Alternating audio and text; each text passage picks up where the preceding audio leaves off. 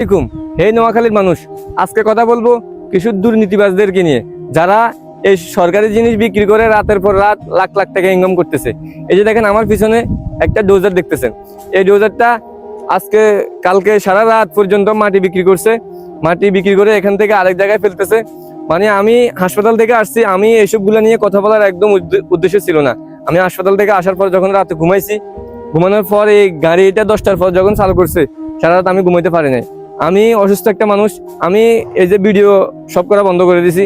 আমি সুস্থ হওয়া আগ পর্যন্ত আমি ভিডিও করব না, এটা আমি প্রতিজ্ঞা নিছি। কিন্তু এনাদের কারণে আমার আবার অনলাইনে আসতে হচ্ছে।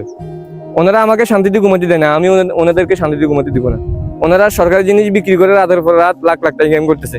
এই যে দেখেন এই বেগুটা মাটি কাটার কারণে এই গাড়িগুলো রাস্তা দিয়ে চলছে। এই যে দেখেন এইদিকে আসেন, রাস্তার কি এক অবস্থা হয়েছে।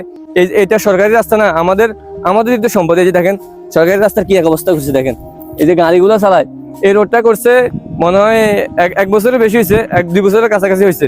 কিন্তু এই 2 বছরের রোডটা যত ভালো ছিল, এই কয়েকদিনে রোডের অবস্থা খারাপ। মানে এই যে আপনারা বলেন যে সরকার উন্নয়ন করার পর রোডগুলো কেন টিকে না, এই যে গাড়িগুলো আছে না, এই বড় বড় গাড়িগুলো, এই গাড়িগুলোর পাইলট এক একটা মনে হয় যে বিমানের পাইলট। ইরান ইসরায়েল যুদ্ধ লাগছে না, মনে হয় ইরানের পাইলট গুলো তো অবশ্যই অনেক মানে শক্তিশালী। এই পাইলট গুলো মনে হয় ওইখান থেকে আসছে। মানে কিভাবে গাড়ি চালাইবো তারা, মানে কখনো দেখবে না যে আসলে রাস্তার পাশে একটা মানুষ দাঁড়িয়ে আছে, তার ক্ষতি হচ্ছে কিনা ওটা দেখবে না। মানে ধুলা বালু কি এক অবস্থা। রাতে তো ঘুমাইতে পারবেন না, আপনি রোজা রাখছেন, একটা মানুষ সারাদিন রোজা রাখার পর ক্লান্তির পর একটু ঘুমাবেন, ওই ঘুম আপনাকে যেতে দিবে না। ওরা এমন একটা কাজ করতেছে। আমি কিছুদিন আগে এখানে ভিডিও করছিলাম, ওই যে আমাদের এই যে সিম গাছগুলো দেখতেছেন, সিম গাছের ওই পাশে খালের ভিতরে মাটি কাটি সব, মানে একটা মাটিও নাই, সরকারি একটা মাটিও নাই, সব বিক্রি করে ফেলছে।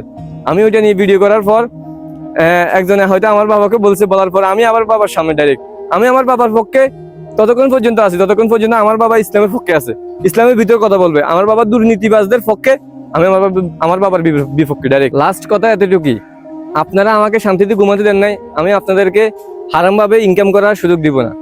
এবার আপনার যার বিরুদ্ধে যাওয়ার আছে যাক, আমি ওইটা দেখবো না। আপনি আমাকে শান্তিতে ঘুমাতে দেন নাই, আজকে থেকে কোনো কন্টেন্ট চলবে না। কন্টেন্ট মেন টপিক হচ্ছে এটা, কারা দুর্নীতি করতেছে, দুর্নীতিবাজদেরকে সোজা করা। আজকের পর থেকে কোনো কন্টেন্ট দিব না। মুখোশধারী কয়জন মানুষ আছে আমাদের এলাকায়, তাদেরকে আমি মুখোশ সবার সামনে ফাঁস করে দিব। এখন আপনি যদি আমাকে দমন করতে চান, ওই যে 6 রাউন্ডের একটা গুলি আছে না, 6 রাউন্ডের একটা বুলেট আমার জন্য বরাদ্দ করেন। আমি এর আগে আমি থামবো না। আমার আয়ু খুবই কম, আমি কতদিন পর্যন্ত বাঁচি ওইটা আমি নিজেও জানি না। যতদিন পর্যন্ত আসি ততদিন পর্যন্ত আপনাদের শান্তি নেই, এতটুকুই।